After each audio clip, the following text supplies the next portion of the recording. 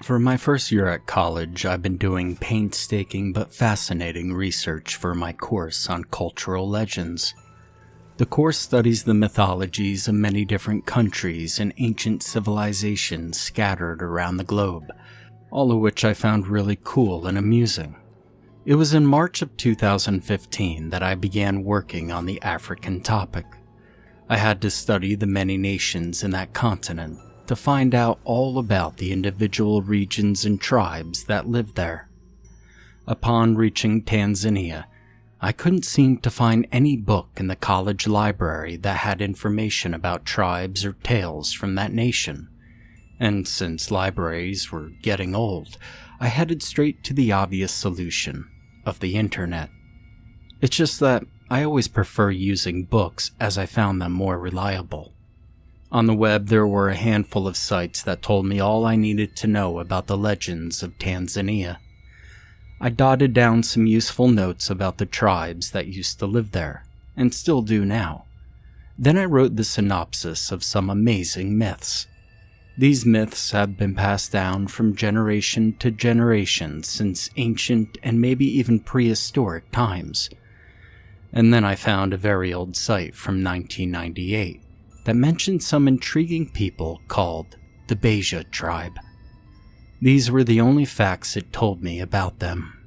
The Beija tribe were inhabitants of southeast Tanzania that had been around for an unknown amount of time, although it was estimated that they were very old. They all died out in the 1970s, but were most well documented in the early 1960s. The Beija people lived in a relatively wide area away from other natives and civilization. They were very religious and often disapproved of anthropologists wishing to study them, let alone tourists to meet them. Of their 100 members, none of them could speak English, but a lucky anthropologist was able to translate their language and was allowed to be told about them in 1961. Apart from their own village, the area where the Beija lived had previously never been explored by outsiders, as they would always warn them to leave by running at them with sharp spears and yelling unknown words in their home tongue. The anthropologist asked them why their land was so sacred, and they were told that they didn't know, as they hadn't explored the entirety of their land either. They only made borders with it. This was because of stories from a much earlier generation who must have ventured into the lands, which was called the Forbidden Triangle. Now these stories told of mysterious horrors that existed in there, horrors that were said to be part of an evil side of their mythology. Their elders would not give any more clues as to what these horrors were, only that it was worth avoiding them. So, to be more precise, the land was not sacred, but just feared. So that was all the knowledge that site could offer me about that tribe and its land. It's a version of the Bermuda Triangle. I searched for the Beija as I wanted to know more, but no other sites had any more information on them. Later I asked my teacher if she knew anything about it. This would seem strange because if the internet didn't have any more to tell me, surely my teacher wouldn't. However, he had been studying this subject for years and knew about even the most obscure cultures, and so it was worth a shot. And I was in luck. He had a book in his home attic that he had bought in 1988 from a bookstore in a small town near Lake Michigan. The teacher remembered reading about that tribe in that book, and it definitely sounded like there'd be more information than the website, but he put it in the attic, locked it in a chest for a reason that he couldn't remember. He was so focused, however, on his other work, he didn't bother to try and remember why. He kindly let me borrow it when he brought it in the next day. It had been coated with dust and the pages were quite crumbled. I took it to my dorm room and moved through it slowly to avoid any further damage, until I found the page about the mysterious natives. It explained to me all the same info that the site had told me, just in different words, but it also included something much more interesting. A story written by a member of the group of fearless men who trekked into the Forbidden Triangle. My eyes and mind were cemented to the page as I began to read it. This account was written by Aldenir Abowen, who along with his two friends crossed into the Forbidden Triangle in 1963. I lived in the capital city of Dodoma all my life, with my two good flat friends, Galem Tebi and Rilo Oma. We had previously never heard of this Beija tribe or the Triangle until a local newspaper told a story of a yet-to-be-identified man who said he'd cross into the Beija's off-limits area, who had vanished. A year later, the story was still stuck in our heads until we all decided to do a risky mission. We would try to cross into the Forbidden Triangle of the Beija and find out what had happened to this man. It would seem stupid, maybe even suicidal to do such a thing, but we couldn't resist. We had all the necessary equipment to do it though, and we don't know what the missing man brought with him, but we would bring electronic prods to defend against dangerous animals that may be encountered in the area. We borrowed them from a zoo near us. Rilo worked there. The man who vanished managed to get past the guards, so surely we could with these prods. But perhaps the Beija would think that we were lightning gods or something like that if we waved them about. We knew these people. Being a tribe who lived without advancing, believed in gods, demons, and many creatures of pure fantasy, none of which that we believed in. Rilo suspected these so-called horrors that frighten the Beija and influence their myths could be undiscovered cryptid animals only native to the Triangle. Being chiefly skeptics, these cryptids we did not expect to be like Bigfoot or a living dinosaur, but maybe albino lions, oversized baboons, and perhaps animals mutated by some unknown natural substance. On the 17th of May, we set off in our Jeep. The ride was immensely long, but still worth it. This man must have also gotten here with some form of transportation, as even the nearest towns were miles upon miles from the Beija. Rilo and I felt most curious for what we would see, and so was Galem. But he also shivered thinking about the lost man. After all, he really never wanted to go on this trip, but not wanting to disappoint his friends, he still came along. We reached the isolated village that evening. We stopped our Jeep and kept it hidden behind some rocks next to a baobab tree. We spotted in the distance another worn-out Jeep ravaged by storms, which must have been the man's. We would be on foot for the rest of the journey. We could see the village in the near background with its huts, although no sign of the natives. Some guards, however, appeared patrolling the entrance to the triangle. Rilo used his binoculars and Galem snapped a photo. The entrance to the land was a large, smooth-capped rock wall. It sort of looked like a smaller but much larger grey version of Ayers Rock in Australia. Some small trees were seen atop the wall, and that's all that was visible. We would have to clamber over that wall to get inside, and we assumed that this rock was part of the triangle. We ducked under the tall grass to avoid the naive guards, and we successfully got through. We were sure anyone else who tried to get in did what we did, but climbing the wall was what made the guards see them. We had our prods, but we wanted to make this trip as careful as possible.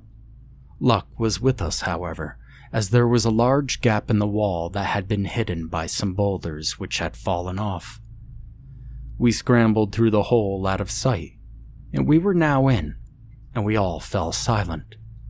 When we were outside the triangle, we could hear the wind blowing in the distance and bird calls, but now that we were in, there was nothing to be heard for some unknown reason. The area was part of the wall. It had a long, rocky ground that led through the valley, surrounded by more short trees.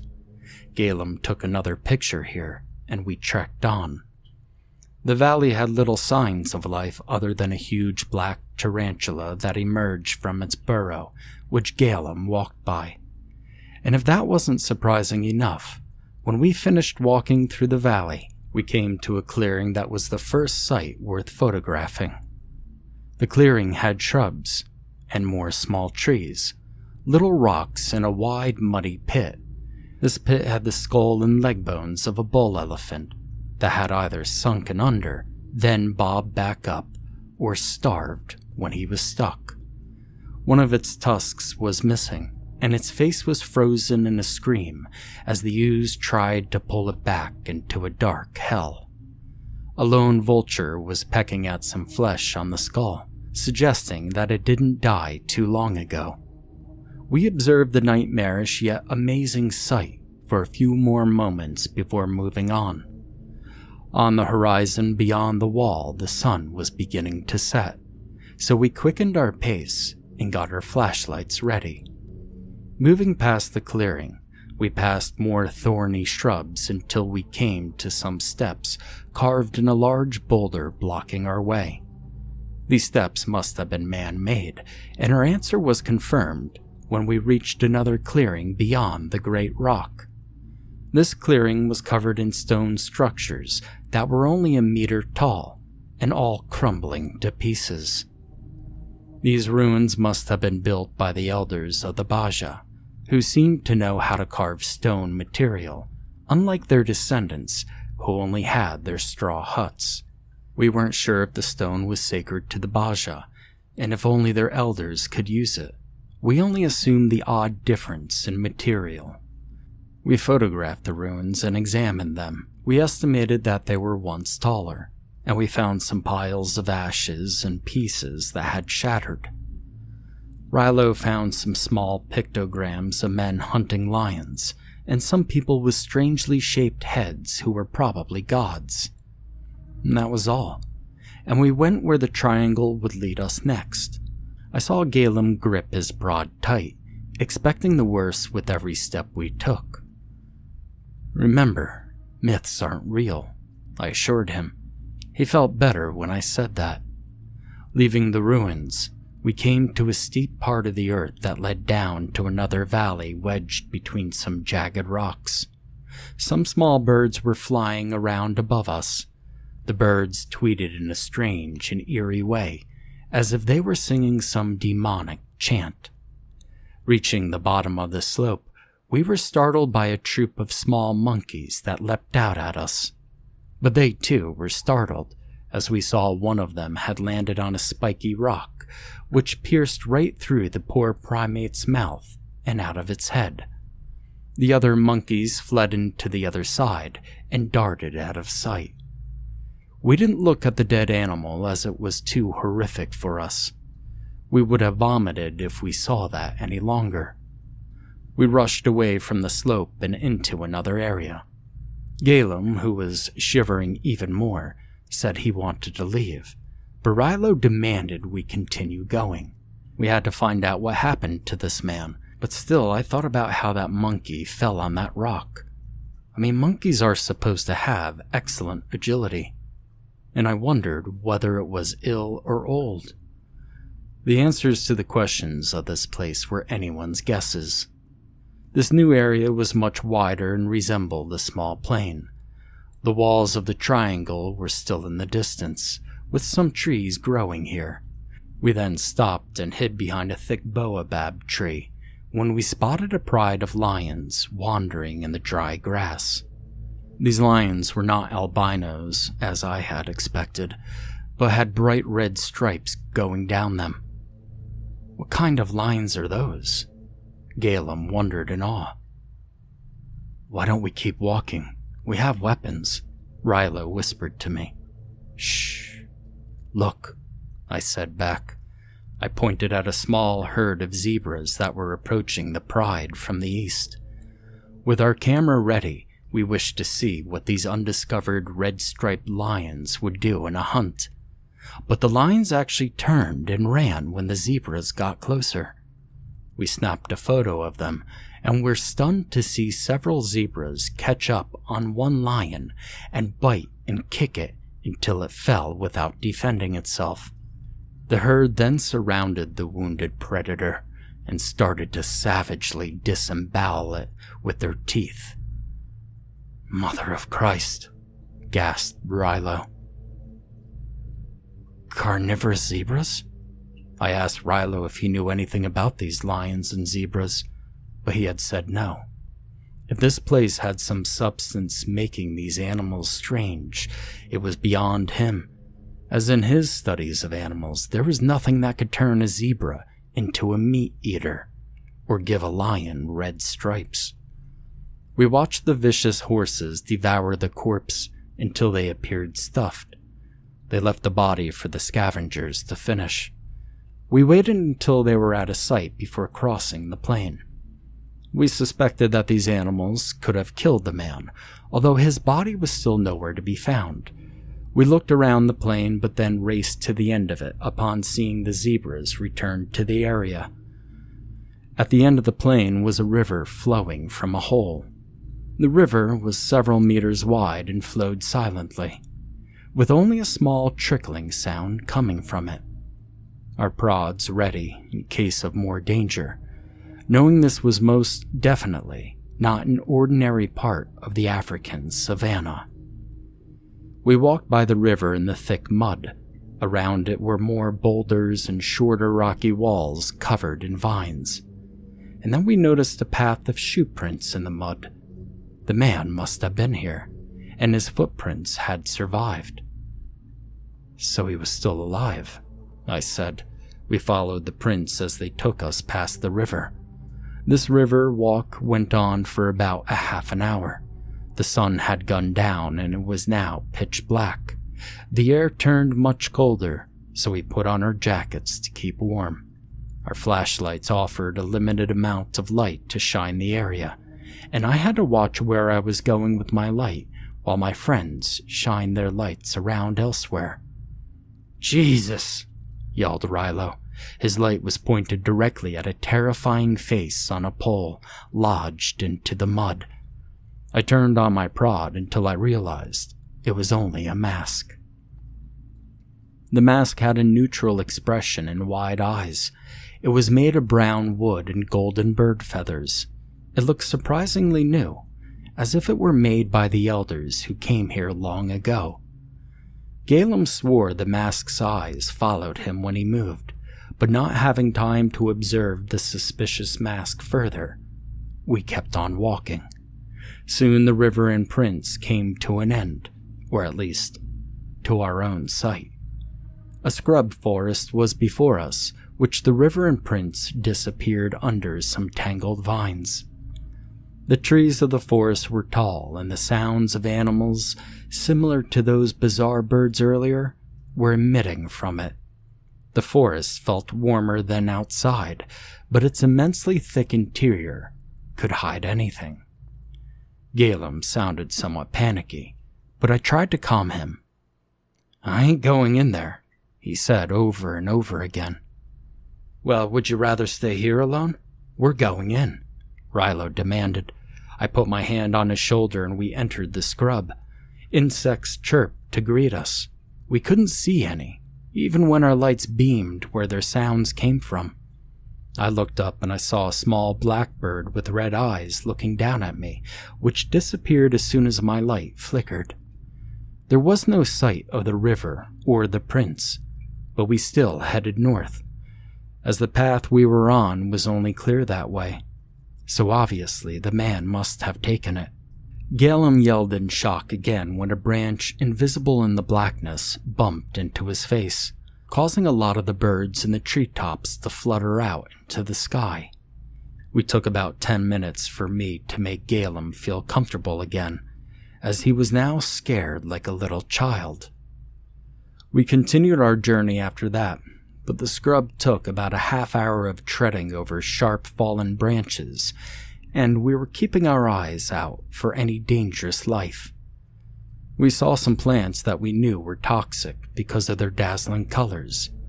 A foul-smelling, rotting corpse of a dead gazelle laying on a leafy floor. and finally, a way out of the scrub forest. We had reached another valley. This one was similar to the first one we came to, only much more narrow. Rilo spotted what looked like a cave entrance at the end of the valley, and being the most determined of us, he raced ahead. Galen and I followed, watching out for anything below us. All we saw were some small rodents being chased by a huge green scorpion.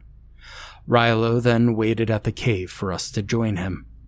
The cave entrance had needle-like stalactites above it and stalagmites below it, just like jaws.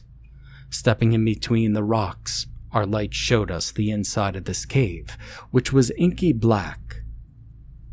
"Get your prods ready," I told the others. This place really looked like the final destination for the missing man. This cave had some wild rock formations alongside the usual stalactites and stalagmites. There was flowstone, columns, deep drops, and much, much more. We suspected this man may have died falling somewhere here, so we watched our step carefully, trying not to faint under the reeking stench of bat droppings. Going through the cave, we held on to the rocks around us, seeing nothing really anomalous so far. After about 15 minutes of us going under and over formations, we concluded we could not find his body, as the drops were too risky to attempt going into, and we didn't have the right equipment for it anyway. The last place we came to was a tall wall with a large gap in it. We came here to take one more photo before leaving this wretched triangle. "Look," Galen pointed. Laying on the ground in front of the wall was a Polaroid camera. "That must be his camera," I said. I picked it up, and before I could see what he had snapped while visiting the triangle, we all froze. "Help me. Please help me. I cannot be tortured forever." A moaning male voice echoed throughout the cavern. This voice was no trick on the mind. We knew it was real. It was loud enough and alerting enough to be reality. Our lights all shot towards the gap in the wall where the voice came from. There was nothing there to see, only hear. Galen and Rilo were both shaking like they had fallen in icy water, their jaws so wide open that they looked like they would break. Being the bravest at the moment, I checked the camera before I could begin my severe shivering. It was empty until I noticed the solitary printed photo laying on the floor below me. Picking it up, I saw it was crumpled and blurry, but what was in the image was enough to burn into one's mind permanently because of how disturbing it was. A skinny, malicious-faced humanoid creature hanging down in the gap. It was a real demon. This was the last sight that poor man saw before he vanished into an unknown place to be tortured for eternity. The voice spoke once more. "Don't leave me," Galen and Rilo screeched so loud it could have caused the cave-in. Their hammering hearts raced them out, dropping their prods down holes and their own camera. I followed after them. Our stampede out could have killed us just as easily as we had stayed in that area, as our lights shook around us in panic. But we were lucky, and we got out unharmed. Our lightning-fast reactions saved us from whatever horrors lay deep within this triangle that the elders of the Beija were right about. We swore to never enter that triangle again. We should have never done it in the first place. Aldenir and his friends later reported their story to the authorities. This was followed by them suffering from violent bursts of anger and numerous depression-like symptoms before committing suicide later that year. Now, the story I just read left me utterly dumbstruck. I was surprised such a chilling tale that claimed to be true by these men was in existence, but it was extremely obscure. Not to mention the photographic evidence. I checked the acknowledgments of the book, but found out it was published by a Tanzanian company with the message, "To be read by the paranormal and security authorities of Tanzania only." It seemed it was illegal for me to be reading this unauthorized copy, or where my teacher got it from. The rest of the book was full of African legends, which I assume were theirs so that the only people who were meant to read it would try to understand it more. I now knew why my teacher put this book in his attic and locked it tight in a chest, and why no one should ever venture into the Forbidden Triangle.